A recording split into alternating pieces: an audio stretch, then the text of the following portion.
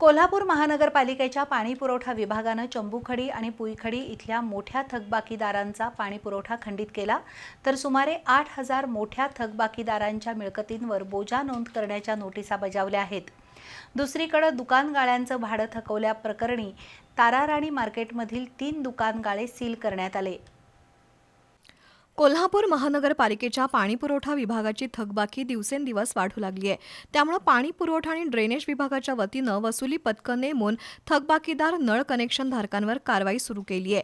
चंबुखडी इथल्या एका बिल्डरकडे 6.5 लाख रुपयांची तर पुईखडी इथल्या एका अपार्टमेंटची 6 लाख रुपयांची थकबाकी होती। या दोन्ही अपार्टमेंटच्या पाणीपुरवठ्याचं कनेक्शन खंडित करण्यात आलंय। ज्या कनेक्शन धारकांची थकबाकी 20,000 रुपयांपेक्षा जास्त आहे, अशा थकबाकीदारांच्या मिळकतीवर बोजा नोंद करण्याची कारवाई करण्यात येणार आहे। त्यानुसार 8,000 मोठ्या थकबाकीदारांना बोजा नोंद करण्याच्या नोटिसा बजावल्या आहेत। तर दुसरीकडे दुकानगाळ्यांचं भाडं थकवल्याबद्दल ताराराणी मार्केटमधील 3 दुकानगाळे सील करण्यात आलेत।